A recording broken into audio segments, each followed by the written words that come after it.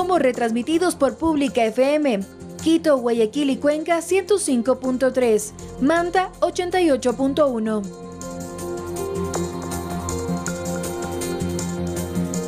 Como ya es de conocimiento público, la Corte Constitucional admitió a demanda a la reforma tributaria o esta ley de equilibrio económico y sostenibilidad fiscal que presentó el Ejecutivo y que entró por vigencia la ley el pasado mes de diciembre, que de hecho ya está en vigencia. De hecho ya muchas compañías y empresas están pues haciendo los descuentos respectivos para el nuevo cálculo del impuesto a la renta.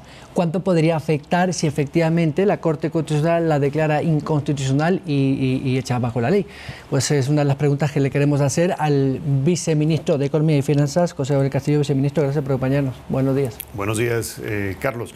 Hay que pensar que este proyecto de ley, digamos, la Asamblea tiene las atribuciones, puede hacer la consulta necesaria a la Corte Constitucional.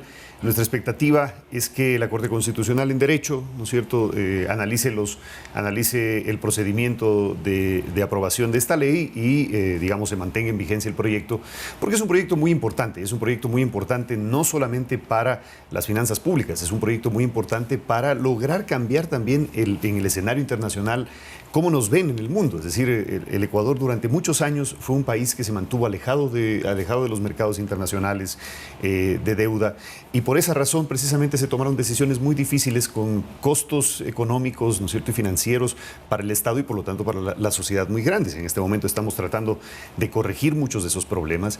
En varias conversaciones que hemos tenido con inversionistas también hay mucha expectativa, ¿no es cierto?, respecto de los resultados económicos que se están consolidando. La expectativa es que esto también se materialice en, digamos, indicadores importantes para el manejo económico. El riesgo país también ha visto alguna recuperación en los últimos meses. En la medida en que esto vaya avanzando, ¿no es cierto?, y se pueda mantener la estabilidad jurídica sobre los elementos de las reformas estructurales que el Gobierno Nacional viene trabajando, la expectativa es que pronto podamos volver al mercado, ¿no es cierto?, con una buena condición, de una manera ordenada, de una manera previsible, ¿no?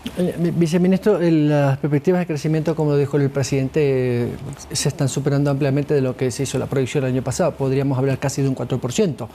¿Ese 4% incluiría estos nuevos ingresos por tributos? No, en el caso de esta perspectiva de crecimiento, ¿no es cierto?, después del dato oficial en este momento del Banco Central es de 5.6 para el tercer trimestre, la expectativa, tomando en cuenta la evolución del crecimiento económico, es que finalicemos el año en alrededor del 4%, ¿no es cierto?, quizás un poco arriba del 4%, lo cual es una buena noticia. Es decir, esto básicamente habla de una recuperación, de una reactivación económica que se materializa en el 2021. La reforma tributaria recién empieza en el 2022, ¿no es cierto?, entró en vigencia en términos del impuesto a la renta. Sin embargo, en el último mes de diciembre, también fue parte de la reactivación de ese consumo la inmediata implementación de las deducciones, por ejemplo, de IVA a algunos de los elementos que formaron parte de la reforma tributaria. Recordemos que en el mes de diciembre, por ejemplo, ya no se cobró el IVA, por ejemplo, para planes de telefonía celular. Todos recibimos algún mensaje, ¿no es cierto? Y esto, y un poco respondiendo también a estas dudas que uno encuentra en este momento cuando ha sido ya el primer mes en donde empiezan las deducciones del impuesto a la renta por la Ley de Desarrollo Económico. Realmente, desde un inicio, el Gobierno Nacional habló de ese 3.4% de la población que gana más de $2,000, un porcentaje muy pequeño de la población de los que, digamos, tienen mayores ingresos en el país. Evidentemente, esta población ha visto este momento, ¿no es cierto?, una afectación en términos de su ingreso disponible.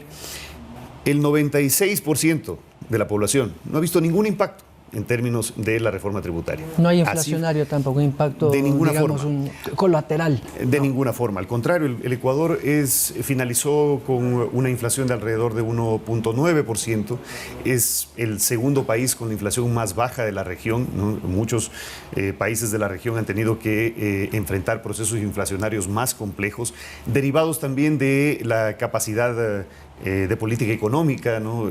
Con ahorro fiscal, inclusive con herramientas monetarias que les permitió en su momento estimular la economía, pero en este momento eso ha significado un proceso inflacionario más grande. Y recordemos que la inflación es uno de estos impuestos naturales, ¿no es cierto?, que más afecta a la población más vulnerable, porque al final del día el incremento de los precios en los mercados impide que con la misma moneda, en nuestro caso el dólar, se puedan comprar o adquirir los mismos bienes. Así que el Ecuador, desde ese punto de vista, ha mantenido un manejo bastante responsable, las expectativas son muy buenas. Viceministro, el precio del petróleo ha superado la barrera de los $88, es posible que llegue a más de 90 y dicen los expertos en materias primas que va a seguir al alza y esto tiene por una parte un impacto en la recaudación fiscal por venta de petróleo, pero también lo que tenemos que pagar por la compra de los combustibles, porque hay todavía combustibles subsidiados. Haciendo las restas y las sumas, ¿es beneficioso para Ecuador por lo menos mantener ese crecimiento del petróleo, aunque no necesariamente en la producción? ¿Cuánto impactaría, digámoslo así, en el primer trimestre de este 2022? Bueno, hay que pensar que efectivamente, como manifiestas, hay un efecto neto entre el incremento de los precios del barril de petróleo. Ventajosamente, para el caso del Ecuador, por la importancia de sus exportaciones, en el caso del Ecuador ese efecto neto es positivo, es decir, alrededor, digamos, redondeando números, alrededor de cada dólar de incremento significa alrededor de 70, 80 millones de dólares adicionales que entran, ¿no es cierto?, al presupuesto público ya en neto, haciendo el ejercicio precisamente de la importación de combustibles, que es uno de los temas que el Ecuador ha venido tomando decisiones importantes. ¿Qué permite esto, en definitiva? En definitiva, permite, por un lado, mejorar las perspectivas de endeudamiento. De alguna forma, esto permite ingresos adicionales que permite reducir la presión que hay sobre obtener nuevo financiamiento. O sea, ¿el servicio de la deuda podría cubrirse con este superávit o no? Digamos, parte del servicio de la deuda se cubre definitivamente con los ingresos no permanentes, que se llaman, ¿no es cierto?, en el caso de nuestro presupuesto. Pero de lo que se trata es que esto permite, por un lado, reducir esa presión, ¿no?, lo cual nos permite ir tomando decisiones fiscales mucho más responsables, mucho más pausadas en términos del manejo de las finanzas públicas. Por otro lado, permite también tener ingresos adicionales para algunas instituciones. Recordemos que los gobiernos autónomos descentralizados tienen un porcentaje de preasignación que se deriva de los ingresos no permanentes por la venta de petróleo. Si no me equivoco, en el modelo de equidad territorial esto significa alrededor del 10%. Esto también le permite una holgura adicional a los gobiernos seccionales para que puedan también hacer inversiones importantes, por ejemplo, en temas de agua potable, ¿no es cierto?, de saneamiento, que tienen efectos colaterales con otros elementos, ¿no? Los temas de desnutrición, por ejemplo, que el gobierno viene promoviendo, están vinculados también a ese tipo de infraestructura. Es decir, el efecto neto es positivo y definitivamente lo que tenemos que hacer es ir tomando decisiones responsables para no cometer errores que hemos cometido en el pasado, ¿no es cierto?, con bonanzas petroleras, en donde los recursos se han despilfarreado de mucha forma. Entonces, por esta ley especial del petróleo, los municipios podrían recibir coyunturalmente estas semanas o estos meses, mientras dure este valor adicional del precio del petróleo, que de 50 está ahora prácticamente en 80 y pico, dineros adicionales en los desembolsos que tiene el gobierno con los GATS. Por supuesto, recordemos sí que hay un descuento, ¿no es cierto? Es decir, del claro, precio referencial que tenemos, hay un descuento de alrededor de... Sí, depende del momento, arriba, puede ir entre 4, 7, 8 dólares el descuento que tiene para lo que significan los ingresos del Estado, ¿no es cierto? Efectivamente, mes a mes se va reliquidando, ¿no es cierto? Se va consolidando el presupuesto en base a los ingresos que tenemos en estas dos categorías grandes que tiene el presupuesto, que antes se llamaba ingreso corriente e ingreso de capital, ahora se llama ingreso permanente e ingreso no permanente. Esto permite que el modelo de equidad territorial cuente también con recursos adicionales que se van reliquidando en el transcurso del año. O sea, ¿están al día con los GAT o todavía hay un dinero por reprogramar, entiendo que del IVA pendiente o no? Bueno, asimismo, en términos de los GATS, si no me equivoco, en este momento estamos al día. Hay por ahí dos o tres operaciones que están pendientes de devolución, particularmente, si no me equivoco, con los gobiernos autónomos descentralizados más grandes del país, pero el resto, precisamente por el buen manejo que nos ha permitido, por un lado, un proceso de consolidación de las finanzas públicas, por otro lado, un proceso de mejoras en las recaudaciones que hemos tenido con un trabajo muy importante y profesional del Servicio de Rentas Internas, y en este mes, por ejemplo, a través de estos ingresos adicionales que ya empiezan a materializarse en la vigencia de la Ley de Desarrollo Económico. Esto, en definitiva, le permite al Estado ecuatoriano ir cumpliendo sus obligaciones, reconocer obligaciones que no estaban incluidas en presupuestos anteriores y que este gobierno ha decidido responsablemente y transparentemente incluirlas en el presupuesto general del Estado, y esto nos va permitiendo, ¿no es cierto?, cumplir con esas obligaciones en el transcurso del año. Entre esas, las obligaciones con el IES ¿O no? Así es, entre esas las obligaciones ¿Cuánto podría cubrirse?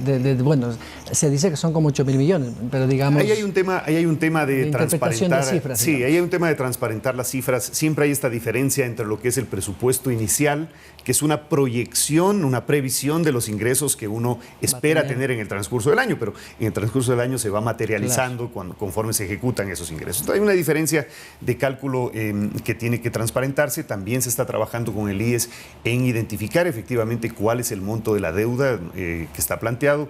Hay varias cifras que se toman en cuenta dependiendo del enfoque. Sin embargo, el año pasado el gobierno nacional reconoció gran parte de esa deuda, si no me equivoco, alrededor de 1.400 millones, 1.500 millones se transfirieron específicamente al IES, reconociendo una deuda que había sido desplazada durante muchos años y que además tiene un efecto perjudicial, ¿no es cierto? Le afecta al sistema de seguridad social, un sistema que de por sí tiene problemas actuariales que tienen que irse reconociendo. ¿Y cuánto es lo que ustedes van a cubrir durante este año de esa obligación con el IES? Asimismo, este año en el presupuesto general del Estado está reconocido un importante monto, más de $1.000 millones, asimismo. En varios desembolsos. En varios desembolsos que se tienen que ir ejecutando al transcurso del año. Ministro, entiendo que va a haber una devolución del IVA a la tercera edad. Eso es importantísimo que la gente de la tercera edad lo entienda. Se hablaba mucho de que estaba pendiente, de que no había recursos, pero creo que sí, ahora se dispone para que haya esa devolución del IVA. ¿Cómo va a ser eso? Así es, en esta semana, precisamente para grupos vulnerables, entre ellos la tercera edad, se transfirió al Servicio de Rentas Internas $1.8 millones de devolución del IVA para que permita precisamente hacer esas transferencias a estos grupos. Esto es importante y este es un mensaje que la ciudadanía debe entenderlo. Mientras se manejan las finanzas públicas de una manera responsable, controlando el gasto y mejorando los ingresos a través de leyes como la Ley de Desarrollo Económico que entró en vigencia, que además es muy progresiva, es muy progresiva en determinar quiénes son los que contribuyen adicionalmente. Y como digo, ese porcentaje muy pequeño de la población que más tiene es la que ha visto en estos días alguna afectación. No quiero con eso minimizar el golpe que puede significar para el ingreso de esos hogares, pero definitivamente son hogares que están en mejores condiciones que el 96% de la población, que al contrario puede ver, ¿no es cierto?, reconocimientos en transferencias, en deudas que están pendientes y que se pueden ejecutar efectivamente por un manejo responsable, transparente de las finanzas públicas. ¿Tiene un número exacto de cuántos beneficiados van a recibir esto del IVA de grupos vulnerables? Tal vez, ¿no? ¿Un porcentaje? Bueno, esto va a personas con discapacidad, de adultos mayores. De hecho, ya se han transferido alrededor de 13 millones en devoluciones generales, de los cuales 2.7, ¿no es cierto?, que se transfirieron eran para adultos mayores. En esta semana se reconoció 1.8 adicional. No tengo un número específico del número de beneficiarios, pero definitivamente es, digamos, un grupo, digamos, no solo que es el grupo más vulnerable probablemente de la población, sino que es un grupo importante. Viceministro, me gustaría también aprovechar su presencia para preguntarle sobre esto de entrar en el mercado de capital y en el mercado de valores. Sobre todo entiendo que el ministro Cueva lo dijo hace unas 3 semanas, de poner bonos de la deuda al mercado. ¿Puede tener expectativa en el mercado de valores a cómo saldrían estos bonos? Bueno, estamos buscando, como decía al inicio, ¿no es cierto?, consolidar muchas de estas reformas estructurales para que nos permita hacer los cambios necesarios y la comunidad internacional asimismo pueda reconocer ese manejo responsable y sobre todo un horizonte más estable de las finanzas públicas, que es un poco lo que intentamos corregir. En la medida en que esto se materializa, nuestra expectativa es que indicadores importantes para la deuda, como el riesgo país, ¿no es cierto?, puedan ir reduciéndose en el tiempo. De hecho, respecto de la brecha que teníamos con nuestros pares, con los países que tienen una calificación similar a la de Ecuador, se ha reducido drásticamente en los últimos meses. Y esto es importante porque manda un mensaje de respaldo de la comunidad internacional a las gestiones que está haciendo el Estado ecuatoriano. En la medida en que esto se va consolidando, ¿no es cierto?, en la medida en que podemos ir identificando los espacios de financiamiento interno también, es decir, un manejo relativamente equilibrado de estas finanzas, nuestra expectativa es que en el transcurso del año podamos identificar opciones para retornar al mercado de capitales, poder colocar deuda del Ecuador en condiciones favorables, en condiciones que permitan tengan un horizonte de sostenibilidad de la deuda pública y un manejo adecuado de las finanzas. ¿De cuánto podríamos estar hablando? ¿Unos 1.000 millones? No sé. Bueno, se ha previsto, digamos, en nuestro plan financiero que este monto esté alrededor de los 1.300 millones. Pero como digo, cuando lo hagamos va a depender, exactamente, va a depender de las condiciones del mercado internacional. Por eso es importante que nosotros podamos continuar con este programa de gobierno, con la ley de desarrollo económico que está en vigencia, ir implementando las demás reformas.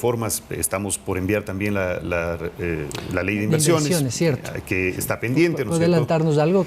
Digamos, es una ley, espíritu tiene? Es una ley que busca definitivamente mejorar las condiciones de la inversión, ¿no es cierto?, para que pueda venir más inversión al país. Esto tiene múltiples efectos desde el punto de vista del encadenamiento que generan esas inversiones, la generación de empleo. También tiene elementos relacionados a la atracción de inversiones que permite incrementar las reservas internacionales, que dicho sea de paso, aquí hay que aclararlo, las reservas internacionales no son de libre disponibilidad del gobierno nacional, al contrario, son un resultado del manejo de los agentes económicos.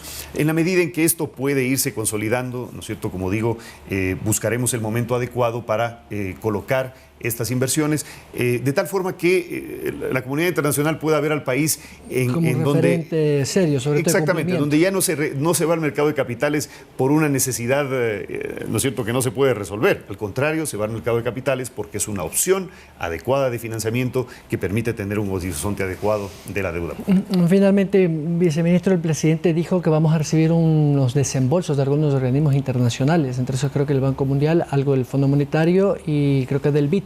Resúmanos cuánto es y con qué, mejor dicho, a qué se va a destinar esos fondos. Bueno, esta semana se aprobaron $700 millones del Banco Mundial en un programa de libre disponibilidad que le permite, permite estos ingresos para el manejo de las finanzas públicas. Es importante, es un programa interesante porque además es un programa que se ha conformado con objetivos específicos, por ejemplo, de reducción del cambio climático, de reducción de las brechas que tenemos en los sectores sociales. La expectativa, evidentemente, es utilizar estos recursos para favorecer las gestiones que estamos haciendo en esos sectores, para mantener los programas que tenemos de transferencias, para mejorar la cobertura de algunos de los servicios, particularmente de salud y educación. O sea, en lo social sería casi todo.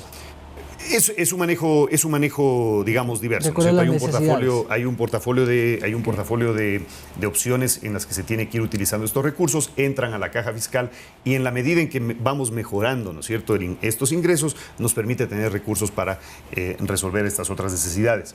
La expectativa es que en el transcurso del año, más o menos alrededor de $3.000 millones vengan derivados de estas gestiones que estamos haciendo con los organismos multilaterales, el BID, el Banco Mundial, el Fondo Monetario Internacional, en el cual estamos en un programa trabajando permanentemente.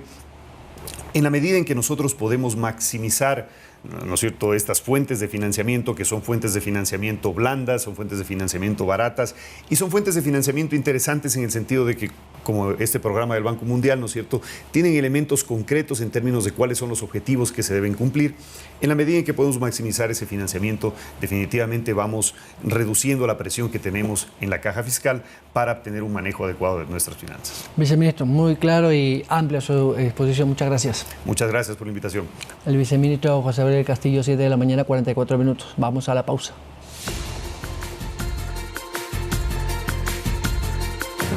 Síguenos en nuestras redes sociales, Facebook, Instagram y Twitter.